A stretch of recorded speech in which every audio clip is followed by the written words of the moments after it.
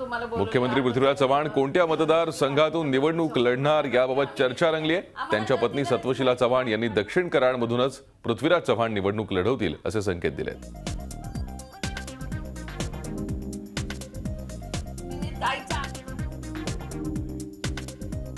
आगामी विधानसभा निवडणुकीत बाबा दक्षिण कराड किंवा अन्य मतदारसंघातून निवडणूक लढणार आहेत, तर ते महाराष्ट्रात भर प्रचार करतील, तर त्यावेळेस तुम्ही त्यांच्या मतदारसंघात प्रचाराची धुरा सांभाळणार आहेत का? मी एकटीच नाही, पूर्ण फॅमिली मैदानात उतरते अशा वेळेस। हे आत्ताच नाही आहे, हे आमचे सासरे राजकारणात आल्यापासून, सासूबाई असल्यापासून आम्हाला सगळ्या सुनांना ट्रेनिंग तशा पद्धतीने दिलेलं आहे।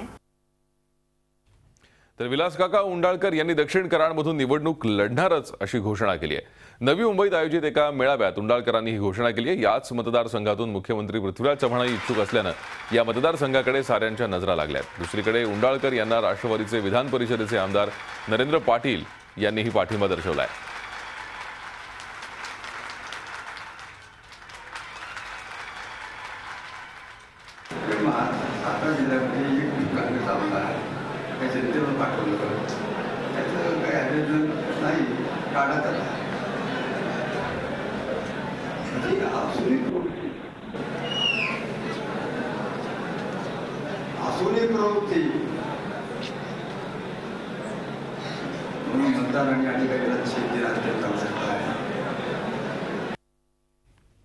तर राष्ट्रवादीचे विधान परिषदेचे आमदार नरेंद्र पाटील यांनी दक्षिण कराडमधून विलास पाटील उंडाळकर यांना पाठिंबा दिला आहे। मित्र वाटेच बघतोय, कधीतरी निवडणुका व्यवस्थित जाहीरच होऊ द्या, म्हणजे आईला एखादा साथ करायची वाटतं।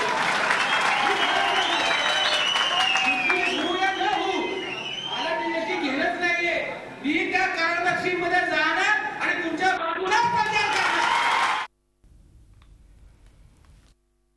दक्षिणमध्ये विलासराव पाटील उंडाळकर हे सलग 7 वेळेला म्हणजे 35 वर्ष लोकप्रतिनिधी आहेत आणि आमचा कार्यकर्त्यांचा असा विश्वास आहे की सलग 35 वर्षे जो आमदार एकाच पक्षाच्या चिन्हावर निवडणूक लढवून निवडून येतोय त्यांना विचारात घेतल्याशिवाय किंवा त्यांचा विचार काँग्रेस पक्षश्रेष्ठी निश्चितपणानं करेल असा आमचा कार्यकर्त्यांचा ठाम विश्वास आहे। आम्ही त्यांना निवडणूक 8व्यांदा ही लढवावी लागणार, कार्यकर्त्यांच्यासाठी लढवावी लागणार आणि काका सुद्धा आमचा शब्द डावलणार नाही। ती आमच्या आग्रहाखातर काका 100% निवडणूक लढतील, 8व्यांदा निवडणूक लढतील आणि 8व्यांदा काका पुन्हा निवडून येतील प्रचंड मतांनी। यशवंतराव चव्हाण साहेबांचा खरा वारसदार कोण असेल तर विलासराव पाटील उंडाळकर आहेत अशा दृष्टीनं महाराष्ट्रातील जनता त्यांच्याकडे बघते।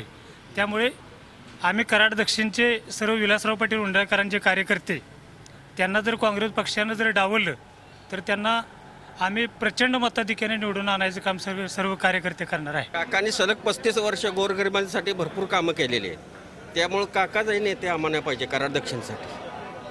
जर काकांना उमेदवारी दिली गेली नाही तर काय करावं? काकांनी सरळ बंडखोरी करावी, जनता त्यांना सगळी निवडून दे। बंडखोरी करून उभं राहावं असं वाटतं।